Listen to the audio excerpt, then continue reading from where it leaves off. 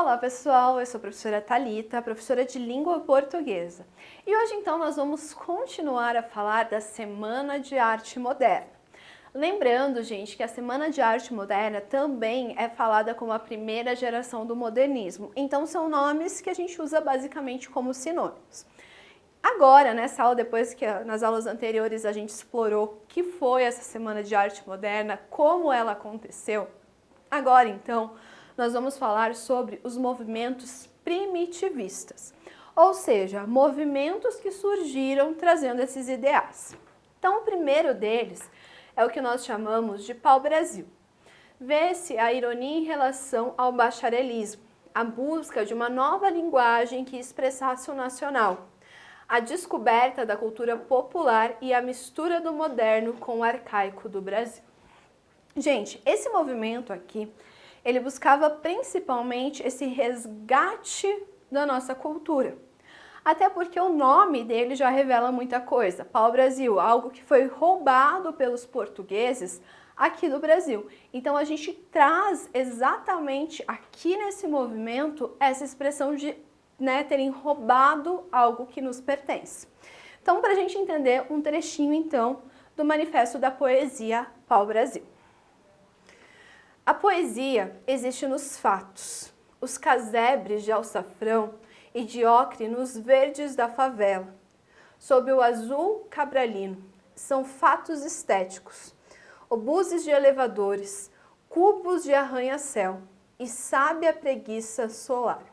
A reza, o carnaval, a energia íntima, o sabiá, a hospitalidade um pouco sensual, amorosa, a saudade dos pajés e os campos de avaliação militar, pau-brasil. A língua sem arcaísmo, sem erudição, a contribuição milionária de todos os erros. Como falamos, como somos, contra a cópia pela invenção e pela surpresa. O carnaval é o acontecimento religioso da raça, pau-brasil. Wagner submerge ante os cordões de Botafogo, a formação étnica rica, riqueza vegetal. Gente, aqui então nós temos, um estudo a respeito então dos principais movimentos. Então aqui, gente, o autor, o Gilberto Mendonça Telles, ele está falando justamente disso, o que é ser brasileiro. Ele cita, por exemplo, toda essa construção do ser brasileiro, da identidade brasileira. Também, gente, nós tivemos em 1928 o movimento Antropofagia, que é inspirado, então, esse movimento no quadro da Tarsila do Amaral, chamado Abaporu, que seria uma tradução literal, o comedor de gente. Foi publicado no primeiro número da revista Antropofagia. A antropofagia revelou-se como uma ampliação do pau-brasil. O que Oswald visou expressar nesse manifesto não foi o ideal nem de rejeição nem de imitação das referências estrangeiras, mas sim sua devoração, sua deglutição. Então, gente, esse manifesto da poesia da antropofagia, ele foi inspirado então na Tarsila do Amaral. Todo mundo já fez na escola, em uma aula de artes, o desenho do Abaporu ou coloriu, alguma coisa assim. Então é um quadro bastante conhecido, sendo até usado como grande exemplo de quadro modernista aqui no Brasil. Então, gente, aqui eles vão se inspirar justamente nesse quadro. Então, basicamente, eles usam esse negócio do comedor de gente para falar de comer a cultura, devorar essa cultura. Então, seria quando o estrangeiro chegou aqui no Brasil, o português chegou e devorou, então, a nossa cultura.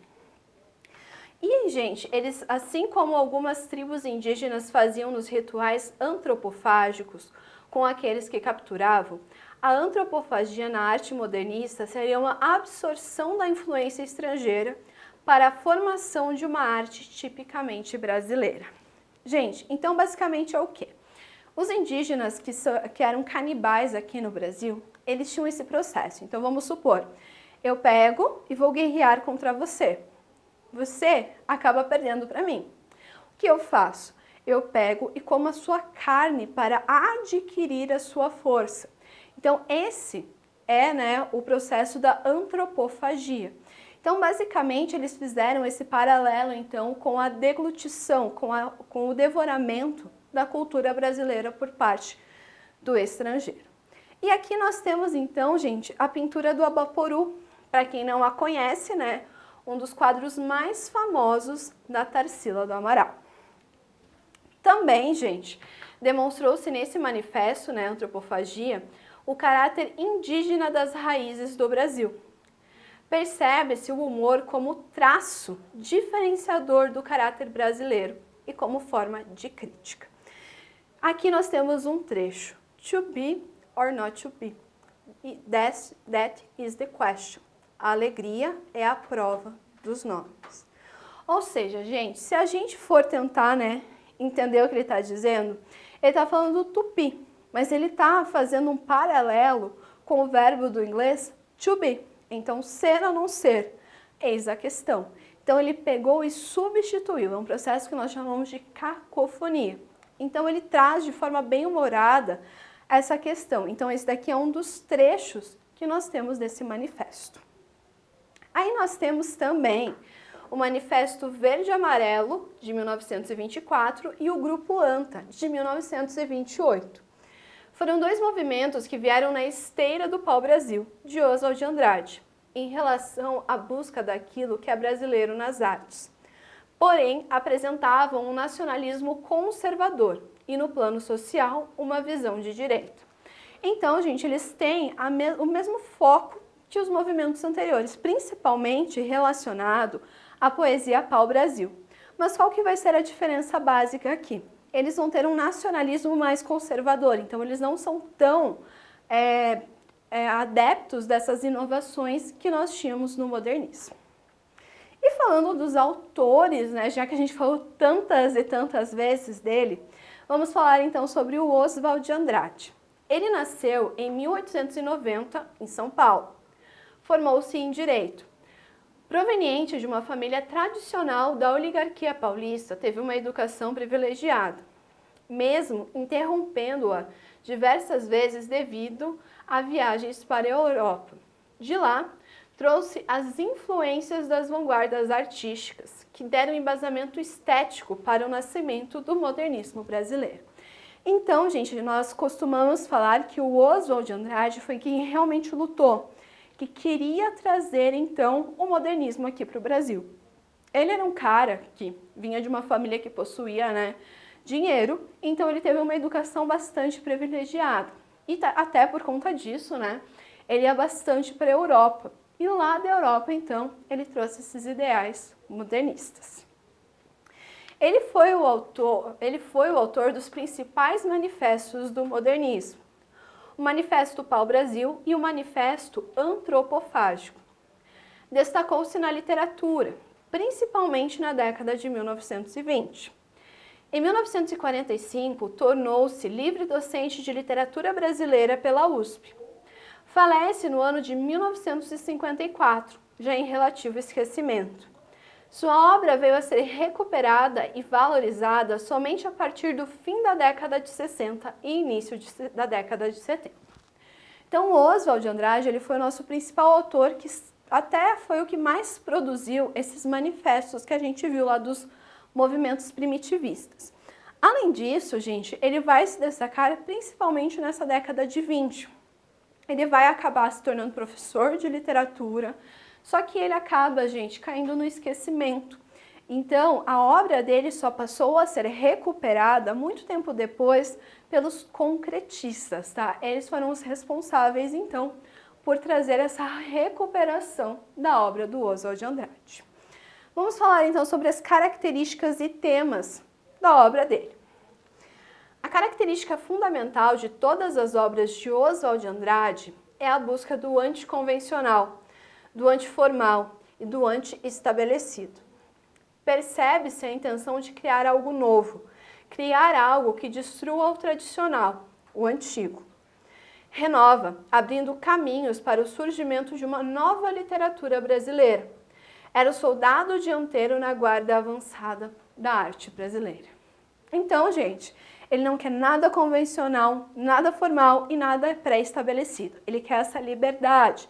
Então ele vai trazer, gente, essa intenção real de criar algo novo, de buscar mudar isso, fugir justamente do tradicional. E na poesia, gente, ele procurou fixar uma nova linguagem literária, inspirada na fala do povo, no linguajar cotidiano.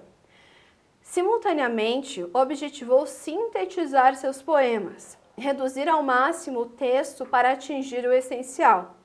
Daí denominam muitos de suas poesias poemas pílula e poemas minuto. Ou seja, gente, o Oswald de Andrade ele quer tanto essa criação de uma nova linguagem literária que ele vai pegar o linguajar do cotidiano. Então, a forma que as pessoas se comunicam. Então, gente, isso aqui é extremamente importante. E ele vai também procurar reduzir esse poema. Então, deixar esse poema o menor possível.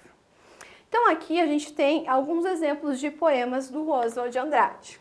O Capoeira. Quer apanhar, soldado? O quê? Quer apanhar? Pernas e cabeças na calçada. Pronominais. Dê-me um cigarro, diz a gramática do professor e do aluno, e do mulato sabido.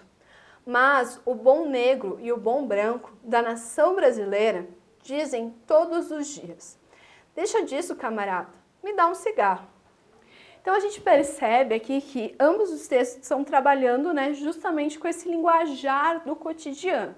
Tanto que a gente tem ali o quer apanhar e não o quer apanhar. Então a gente percebe que ele traz justamente isso para a nossa literatura.